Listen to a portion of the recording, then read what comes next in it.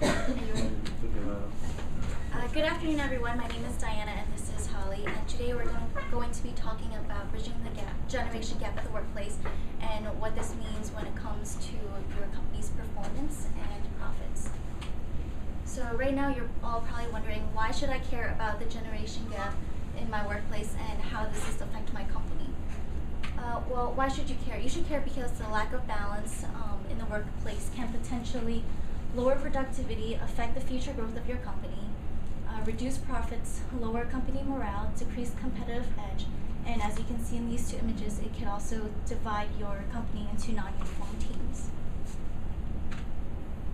Lack of balance is caused by high turnover rates. In 2000 to 2005, unemployment steadily declined, causing more employees to test the waters, either finding new jobs in new industry or just finding a new job in general. A survey done in 2005 found that 40% of working adults were looking for a new job within the next year. Also, shortage of skilled, qualified employees can lead to a lack of balance in the workplace. In the late 1990s, there was an estimated shortage of 3 to 4 million workers with the right skills. It was estimated that in 2010, that number would move up to 10 million workers. In addition, there aren't as many Generation Xers as there are retiring baby boomers, which leads to a shortage of skilled employees. Retirement of skilled, experienced employees also leads to a lack of balance in the workplace, which we will talk about later. What do high turnover rates do to our companies? First of all, high turnover is very expensive. It could cost from 50 to 150% of your departing employee's salary. For example, if you have an employee whose salary is $50,000 per year, it could cost up to $75,000 to recruit, interview, select, and train them.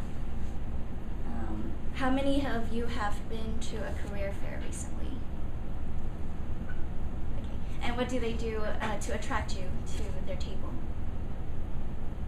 There was such an abundance of us applying for jobs. You had to kind of push your way to the table. But what do they do to attract you to their table? They list the jobs that they have. Yep, they list the jobs, and they also have pamphlets. And they also give out free stuff, and all that free stuff costs money, and that affects your bottom line. It's a cost to your company. So,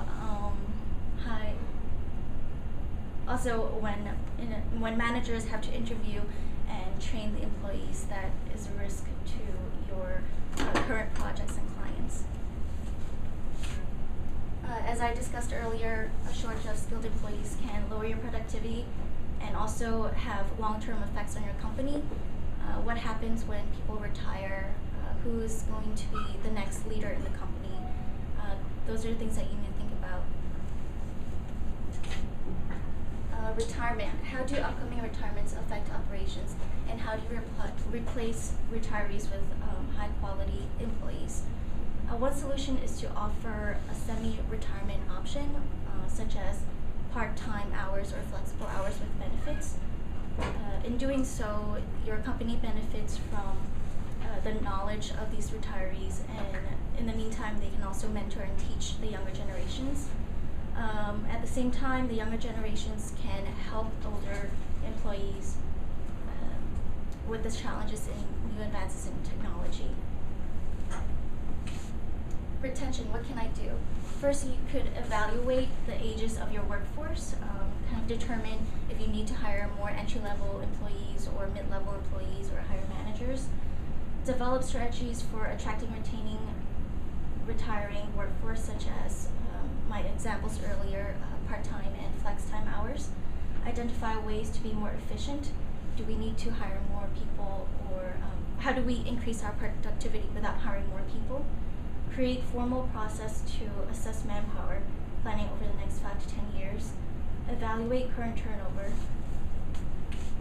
Establish open two-way communications and assess skill development commitments.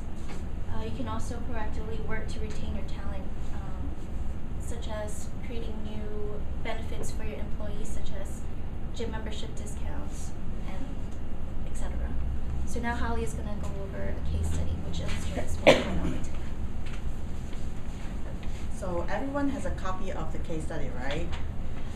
I'm going to provide you a summary of this case study, and then we can start discussing the questions at the back of the case study. So this case is about Susan. Susan was a 22 years old business analyst. She just joined the company 4 months ago, but she had already met with the vice president of the human resources for 3 times. So what made her so popular in the human resources department? Okay. The first meeting with the HR was after the confrontation with a coworker during the lunch hour. During the lunch hour, Susan was yelled by her coworker for not getting ready for the client meeting. So the coworker would like Susan to leave for the client meeting right away during her lunch hour before she even finished the lunch. So what did Susan think? Oh, healthy meal is more important, and I hate this coworker's manner. So what was the result? She didn't go to the client meeting, and then she could not concentrate on her work in the whole entire afternoon. So she went to the vice president of the human resources. He spent an hour to teach her how to deal with assertive workers. And then after a while, after a couple of weeks, she had a second meeting with the HR. She had a fight with the supervisor. And then the supervisor was a 12-year veteran of the company. He requested Susan to submit the draft to him before sending it out to the client, so that he had a chance to glance over her this new analyst work to ensure the quality. So what did Susan think? I'm a Harvard graduate. I'm educated. I'm experienced. I'm able to send a report to my client without my supervisor review. So after talking to Susan's supervisor, the vice president of the human resources met with both of them, Susan and her supervisor, to find way to ensure that Susan's need for autonomy and supervisor's need for accuracy were met. So here's the third meeting. September was a crazy busy month for Susan's company. So in March, Susan applied for a month off in September. No one would take off. No other coworker would take off in September. So what did her coworkers think? Her coworker asked Susan not to do that, asked her to forego the vacation with her family and follow the company policy, 1 week vacation after 1 year of joining. So what did Susan think? Susan complained about her coworker being like so mean to her and so disrespectful of the value she brought to the company. And then she went to the human resources again. So this is the discussion. What do you think the misunderstandings and the discussions with Susan have caused that organization up to this point? Yes? I think that because she went to Harvard, suit her up. She thinks she's genius and she can run the world, but she obviously cannot. She's 22.